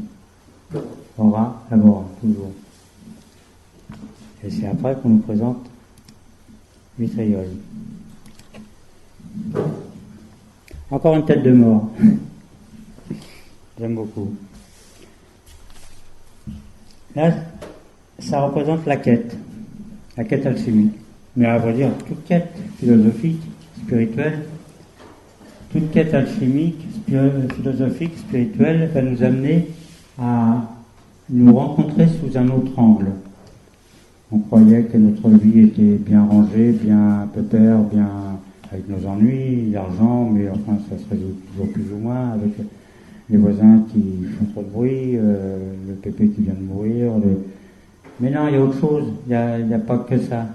Il y a ce besoin de se dépasser, ce besoin d'aller au-delà de soi-même, comme on l'a vu tout à l'heure, ce besoin d'aller voir les choses derrière le monde apparent, ce besoin de rencontrer même ce qui nous fait peur. Parce que c'est justement ce qui nous fait peur, dans le monde profane, qui va peut-être nous aider à dépasser ce monde profane et à comprendre que ce qui nous fait peur à nous fait peur aussi à tout un chacun. Et donc, arriver peut-être à aider, une fois qu'on a dépassé cela, à aider tout un chacun à avoir moins peur, à avoir moins d'angoisse, moins de stress, face à des choses qui sont, je trouve, sympathiques. Mais... Voilà encore le travail de l'alchimiste. Aller au-delà des apparences, mais il ne s'agit pas d'aller au-delà des apparences uniquement comme ça, il faut déjà prendre conscience de ces apparences. Et les premières avec qui on peut se confronter, les premières apparences, c'est les nôtres.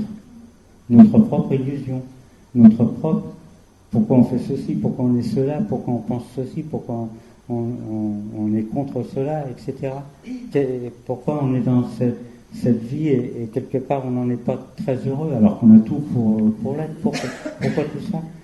Et si on monte seulement en avion alors qu'on n'a jamais monté de sa vie en avion, on va voir les choses de plus haut, on va dire oh là là, j'étais en bas moi, et puis mélanger à toutes ces petites fourmis qui crapahutent partout et puis qui vont dans tous les sens. Et puis j'étais en train de me plaindre alors que on voit bien qu'il y a autre chose. Alors il y a une image qui est très forte, qui me plaît beaucoup à moi, c'est d'imaginer, pour les personnes qui ont l'habitude un peu de méditer ou de réfléchir à des choses, d'imaginer qu'on fait partie d'un arbre immense. Chaque personne est une feuille ou une fleur de cet arbre. Donc on est tous rattachés quand même quelque part à un tronc commun. Et quand on arrive vraiment à rentrer dans cette visualisation, dans cette imagination, on va s'apercevoir que à la fois on est l'arbre entier, on représente l'arbre entier, mais en même temps on est infime. On n'a pas d'importance. Mais en même temps on est l'arbre entier, on représente. Et celui à côté de moi n'est ni plus haut, ni plus bas que moi, il est au même niveau. Il est à la fois l'arbre entier et la feuille ou la fleur de l'arbre, etc. Et là, on va relativiser. On va peut-être devenir un petit peu plus humble devant des choses qui sont incontournables de toute façon. Là, on nous représente cette tête de mort, mais on nous représente aussi le ciboire ou la coupe. On nous représente aussi le travail à faire, les livres à lire. Est-ce qu'on a le temps de tout faire, tout cela? Mais en fin de compte, peut-être que c'est pas nécessaire de lire, de se chahuter la tête avec des idées. Non, c'est pas forcément nécessaire. Un alchimiste, il y a des alchimistes qui n'ont jamais lu de leur vie, peut-être. Par contre, ils ont écrit. Mais ils lisaient pas forcément les livres des autres. Ils travaillaient, ils réfléchissaient. Et au bout d'un moment, ils ont eu envie de transmettre.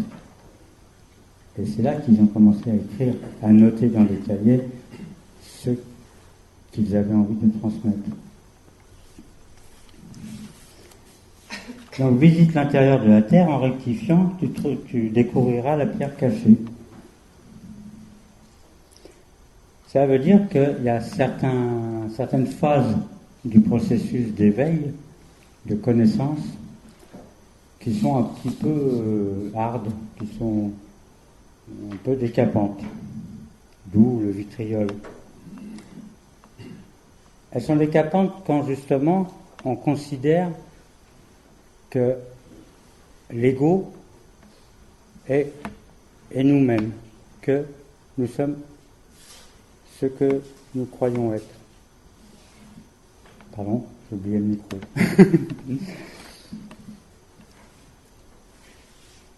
Donc là, on va effectivement se heurter à quelque chose de très fort, de très dur dans notre quête d'aller plus haut que nous-mêmes. Si nous ne savons pas mettre quelque part notre ego entre parenthèses, l'ego ne va jamais accepter d'être confronté à la mort.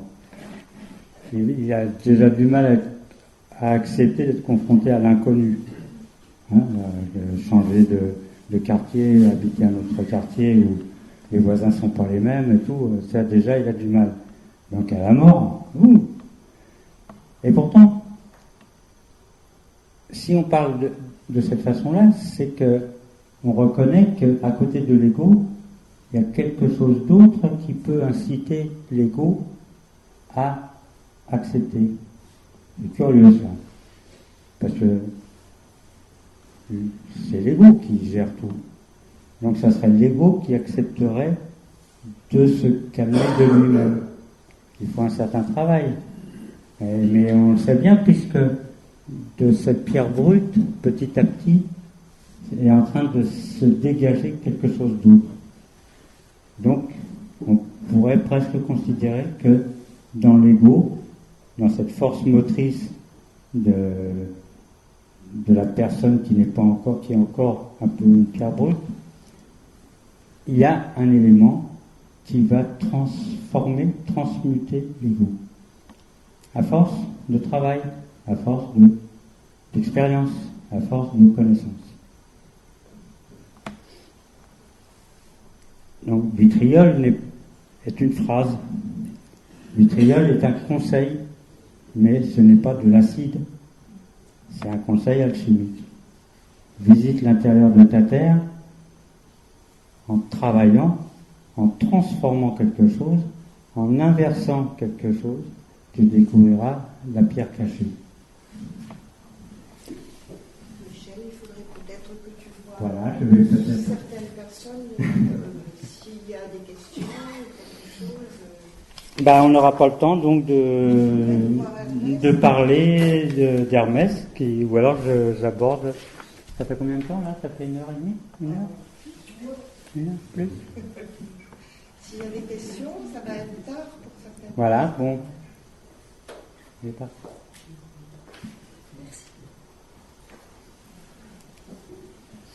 Donc effectivement, est-ce que... Parce que moi, je peux encore parler 3 heures.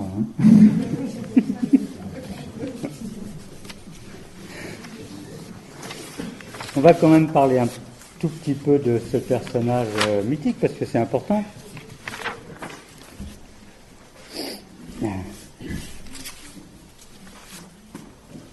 De ce génie.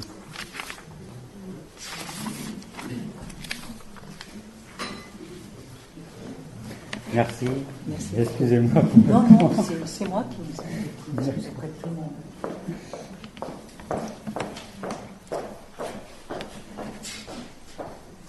Donc on va commencer à conclure alors, puisque c'est vrai qu'il commence à se faire tard. On va aller chercher. Voilà encore une image du travail alchimique. Alors, le corbeau, c'est pas le corbeau et le renard. On va souvent, dans beaucoup de traditions, d'ailleurs pas que dans la tradition occidentale, on va rencontrer ce corbeau. Il y en a qui l'aiment pas. Et pourtant, le corbeau, on dit que c'est le passeur entre les mondes, le guide, esprit protecteur et héros du renouveau. Le corbeau symbolise l'intelligence et la perspicacité.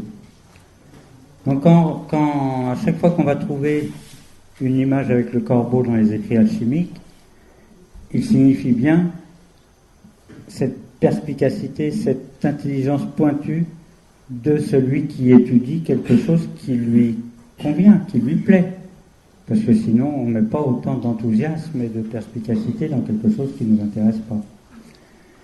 Et ce sont ces personnes-là, en fin de compte, qui vont aller au-delà de la connaissance acquise, du savoir acquis de tous les jours, et qui vont toujours apporter même quelque chose des fois d'un peu farfelu ou d'un peu fou pour l'époque, qui est mal accepté, mais qui un jour ou l'autre est accepté. Parce que sans cette pointe fine de l'esprit, depuis qu'on est sorti des grottes, on n'aurait pas évolué. Il y a toujours quelqu'un, un fou, qui a été voir plus loin que lui-même, plus loin que la vie de tous les jours, plus loin pour voir qu'est-ce qu'il y avait d'autre. Et qui en a ramené des trésors à chaque fois. L'alchimiste est de cela. L'alchimiste, il y en a bien d'autres, mais ce soir on parle d'alchimie. Le poète, bien souvent, des fois, l'alchimiste et le poète, ils arrivaient à se confondre. Le mystique, le savant, fou. Donc voilà, là il y a l'ensemble du travail alchimique. Là c'est important. Qu'est-ce qui se passe là? La transformation de la pierre en or. On voit dans cette œuvre moderne d'une peintre, c'est une femme, je n'ai pas son nom là, qu'elle a mis son cœur dans l'éprouvette sur le feu pour le réchauffer, pour lui faire, pour le transformer, et le liquide ainsi transformé va revenir dans la poitrine. C'est tout le travail. Bon, il y a d'autres, dans d'autres traditions, on a représenté par exemple un grand personnage blond avec des rayons partout, des auras partout, et puis qui montre son cœur, voilà, je crois que c'est le Christ, il s'appelle, le Christ en gloire. C'est la même image en fin de compte, c'est arriver à se transformer à un tel point qu'on devient un cœur rayonnant. Ce n'est pas quelque chose du crâne qu'on a mis dans le truc, c'est le cœur. Donc c'est vraiment le symbole de ce caillou informe, qui est là uniquement un objet mécanique, mais qu'on arrive intellectuellement, philosophiquement, mystiquement à rendre tellement pur qu'il devient rayonnant.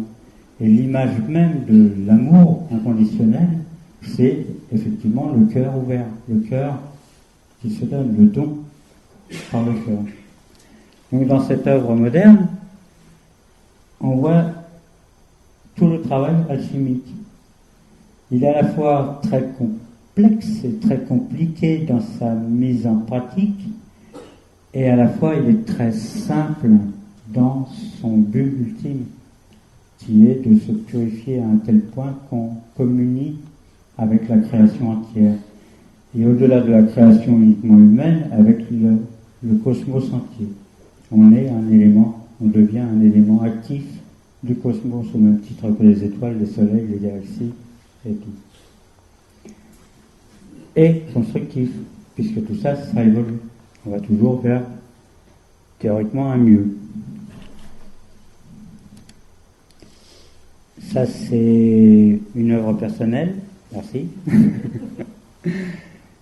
Donc, on va retrouver l'œuf philosophal, l'œuf dans lequel se passe toute la création du monde. On dit que le monde est né d'un œuf, pour certaines traditions.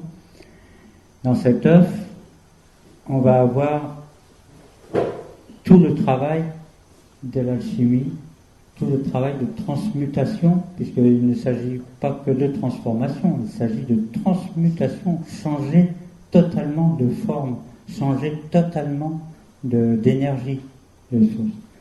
Donc c'est la transmutation. Donc on va voir tout le travail qu'il y a autour de la transmutation. L'œuf philosophal, et on arrive à Hermès Trismégiste. Donc Hermès, alors je vais vous dire quand même, au commencement, dit Isis, l'ignorance régnait sur le monde. L'artisan de l'univers décida de se révéler tel qu'il est. Il inspira aux dieux un élan d'amour et déversa généreusement sa lumière dans leur intelligence. Le dieu Hermès, ayant compris ces choses, les grava et cacha la gravure. Ça résume tout ce que je vous ai dit jusqu'à maintenant, des écrits hermétiques, des écrits cachés pour mieux être dévoilés. Les grava et cacha la gravure. Puis il remonta vers les astres, laissant pour successeurs Thoth et Asclépios. Alors, le dieu Thoth des Égyptiens s'est transformé au passage de la civilisation égyptienne à la Grèce en Hermès. Et après, de la Grèce à la Rome, en Mercure. À vrai dire, c'est le même personnage, c'est la même entité, Thoth, Hermès, Mercure. Celui que l'on nomme Hermès n'est pas un personnage des temps révolus, mais constitue en vérité un paradigme, un système cohérent de conception et de représentation du monde, un modèle de vision et de compréhension des choses de la vie. Ce paradigme apparaît historiquement de façon cyclique pour réaffirmer la dimension spirituelle de l'être, lorsque celui-ci en a oublié, perdu ou détourné la lumière. Et c'est ainsi lui-même fourvoyé dans les ténèbres de la seule matérialité. Tout comme au cœur froid et sans joie de l'hiver, une énergie de vie et d'amour pénètre en secret la renaissance du printemps. L'hermétisme et ses mystères sacrés interviennent lors de la putréfaction culturelle des civilisations en fin de manifestation, afin de préparer dans l'ombre la venue de la nouvelle lumière, de ce qui régénérera la totalité de ce qui est. On nous dit que nous sommes dans une fin de cycle, de grand cycle. Normalement, il y avait la fin du monde le 21 décembre. On n'y a pas trop mal survécu, mais on ne sait pas, à vrai dire. On ne sait pas. Nous, on est restés là. Mais quand il y a la tempête, les glands qui sont tombés de l'arbre et qui sont là en train de commencer à germer dans le sol, ils ne savent pas encore que c'est la tempête à l'extérieur. Ils ne voient pas qu'il y a des arbres qui tombent, que c'est la fin de quelque chose. Eux, ils commencent à germer, Donc on ne sait pas si la fin du monde n'a pas eu lieu, en fin de compte. Personne ne sait. Ce qu'on sait, intellectuellement, c'est qu'on est entre deux grands cycles. Il y en a qui disent l'ère du poisson et l'ère du Verseau. Mais ça, c'est des petits cycles de 1160 ans. Mais en même temps, il y a des plus grands cycles au niveau de la galaxie entière. Et donc, on revient à un point où on était il y a, je ne sais plus, je ne pourrais pas vous dire les chiffres, mais il y a très très longtemps. Ouais, c'est terrible. Et on dit que à chaque fois qu'un cycle se termine, c'est exactement comme les 4 saisons. Il y a quelque chose qui vieillit et qui finit par moisir. Mais comme il y a eu quelque chose avant qui s'est ressemé de ce qui est en train de vieillir et de moisir et de pourrir, le nouveau cycle commence. Donc il y a un intercycle relativement long. Les deux cycles, il n'y en a pas un qui s'arrête pour que l'autre démarre.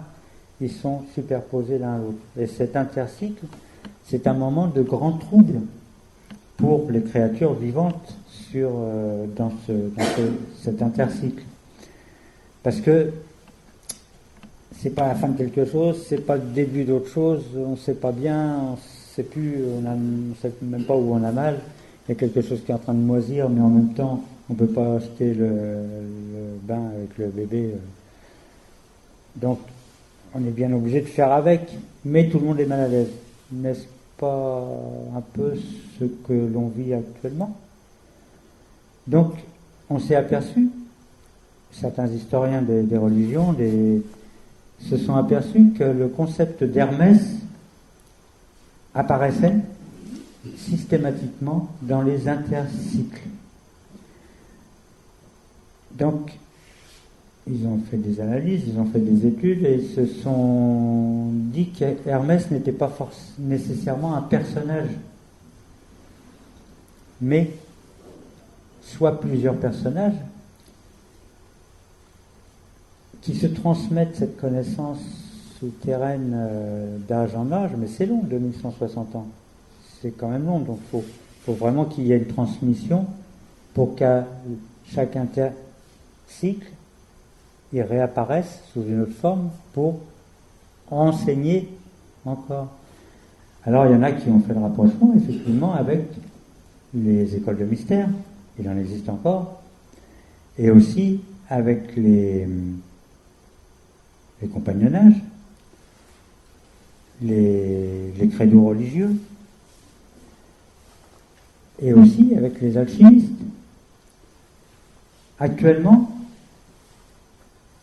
si on compte bien ceux qui sont connus, il y aurait quasiment autant d'alchimistes vivants et travaillant qu'au Moyen-Âge et dans les époques moyenâgeuses reculées. Donc, il y a des gens qui travaillent alchimiquement. Si vous allez pianoter sur le net et que vous tapez alchimie, vous allez être étonné du nombre de sites, du nombre de gens qui s'intéressent à l'alchimie. Alors ça, effectivement, il y a des époques où Hermès Trismégiste, Hermès le 3 fois grand, réapparaît dans toute sa splendeur pour une simple raison, c'est que tout ce qu'a fait Hermès, c'est de créer, comme on l'a dit au tout début, de créer le verbe. Le verbe, créer quelque chose de la parole, créer quelque chose de l'écrit et créer quelque chose du sacré, puisque le verbe caractérise quelque chose du sacré dans toutes les religions. Enfin, la religion catholique romaine au moins. Donc c'est quand même relativement important. Et nous sommes justement dans une ère de communication. Donc, Hermès est bien là, à sa place. Il a créé. En plus, il est sympa, il est le dieu des voleurs et le dieu des marchands en même temps. Donc, il a tout pour plaire à notre époque. On a des voleurs, des marchands et des beaux parleurs. Pardon, des hommes politiques. Il parle, hein. Donc nous voyons là un personnage qui réapparaît, mais il amène en plus quelque chose d'autre que les voleurs, les marchands et les hommes politiques. Il amène quand même, il vient réaffirmer une dimension sacrée de l'être humain.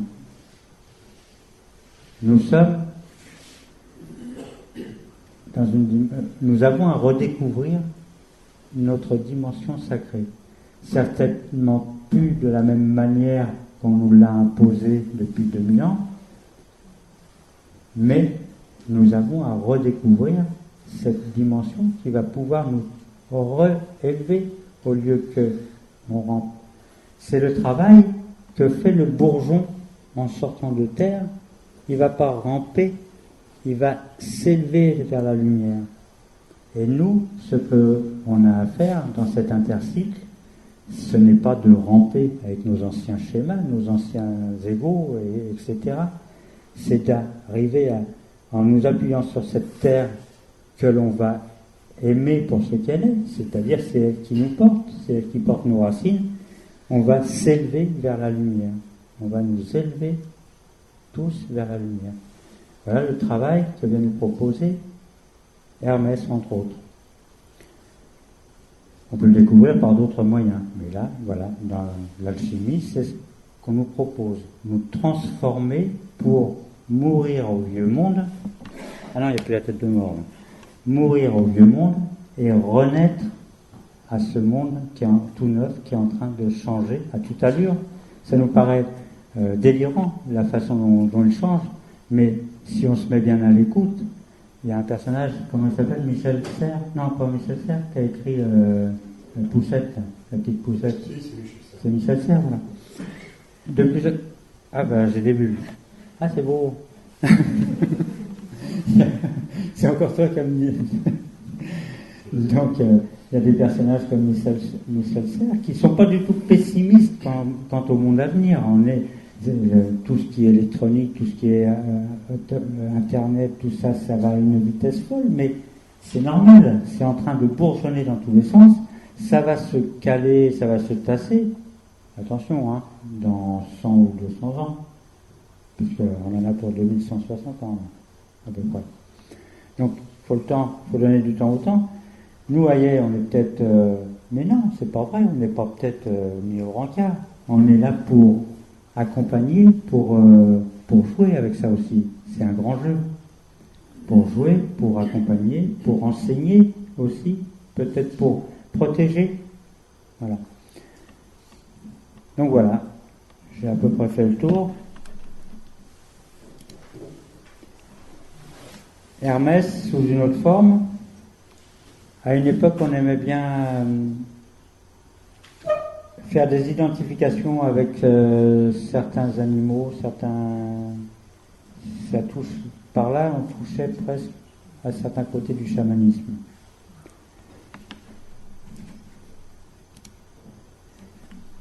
Alors Hermès, il a écrit, alors donc je continue à vous lire, messager des dieux, donneur de chance, inventeur des poids et mesures, mais aussi gardien des routes et des carrefours, des voyageurs et des voleurs, censé guider les héros et conduire leur âme chez Hadès, maître des mondes souterrains et des enfers. Légendaire ou réel, il est probable qu'Hermès soit un nom collectif. Manéthon, en 283-246 avant Jésus-Christ, rapporte dans l'histoire d'Égypte qu'un premier Hermès antédiluvien gravait des stèles en hiéroglyphes et qu'un second, post-diluvien, traduisit en grec ces inscriptions. Pour certains historiens des religions contemporaines, Hermès n'est pas le nom d'une personne particulière, mais celui attribué d'âge en âge aux initiés, dans leur fonction rituelle et sacrée de transmetteurs, d'enseignants, de maîtres. De l'Égypte ancienne avec Thoth à la Grèce avec Hermès, puis de la Grèce à Rome avec Mercure, et jusqu'à nos jours, le feu sacré de l'initiation au mystère ne s'est jamais éteint. Qu'Hermès soit qualifié de trimégiste, trois fois grand, signifie qu'il a réalisé l'unification de ces trois corps, ou des trois règnes de la nature. Dans l'Égypte hellénisée, les alchimistes se référaient à Thoth, inventeur de l'écriture, dieu de la mesure, de la raison et du verbe, comme le fondateur de l'alchimie. Sur plus de 20 000 écrits attribués à Hermès, Champollion lui reconnaissait la paternité de 42 livres. Du Corpus Hermeticum, citons le Coricosmou et la Table d'Émeraude qui traitent de doctrine hermétique. Vous avez tous entendu la table énoncée au moins une fois, la Table d'Émeraude. Ce qui est en haut est comme ce qui est en bas, ce qui est en bas est comme ce qui est en haut, pour faire le miracle d'une seule chose. Donc, par Hermès et l'hermétisme, on reconnaissait... Ouais. Non, c'est celui-là. On reconnaissait que, au-delà de toute dualité, au-delà de toute multiplicité de la réalité objective, il y avait une unité fondamentale. Et que cette unité, on pouvait la retrouver à n'importe quel niveau de conscience où on se plaçait. Que ce soit à l'intérieur de nous, de notre propre être, de notre propre corps, de notre propre esprit, mais aussi à n'importe quel niveau de conscience qu'on pouvait se placer dans l'univers, que ce soit au niveau d'une communauté, d'un peuple entier, d'une civilisation, d'une culture. On allait retrouver les mêmes schémas, les mêmes moteurs que dans l'atome le plus petit. Tout étant tout et inversement. Et là, nous allons retrouver aussi, à travers cette figure, qu'on appelle Ouroboros, on va retrouver un axiome alchimique, hermétique plutôt, qui est antopan. Antopan qui signifie un le tout le un. Tout est en un. Voilà le travail alchimique, c'était d'arriver petit à petit à découvrir que l'être humain, la personne humaine, faisait un seul avec l'ensemble du cosmos. Et que l'ensemble du cosmos, de l'univers, pouvait se résumer à une particule, une parcelle, un atome de l'être humain. Il n'y a pas de différence, il n'y a pas de séparation. Et quand on arrive à cette prise de conscience, et quand on arrive à vivre cela d'une certaine façon, à force de se connaître soi-même, on connaît l'univers et ses dieux, on connaît le tout, en topant. Et on a pouvoir sur le tout, puisque si on a pouvoir de se changer, on a pouvoir de changer le tout. Par la maîtrise, par le travail, par la méditation, par la prière, on arrive à se transformer et à devenir le tout. Dieu. Voilà. Ah non. Des questions. Des questions. Ah, j'avais oublié le micro, non. Bon, normalement, j'en avais encore pour 2 heures, mais bon. Alors, avant que les personnes s'en aillent toutes en courant, là, je voudrais simplement dire que il y a des ouvrages donc des radiesthésistes et il y a nos propres ouvrages à Nadine et à moi-même qui n'est pas sur l'alchimie mais qui est sur quelque chose de très proche puisqu'on tout le processus alchimique peut être décrit par le tarot de Marseille. Donc il y a notre ouvrage Les 22 portes, si ça vous intéresse, vous pouvez regarder.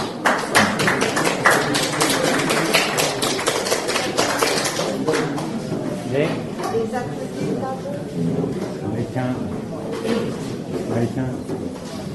je voulais aussi dire que nous animions dans le cadre des ateliers des radiesthésistes, des ateliers sur la symbolique des arcanes de tarot de Marseille. Voilà.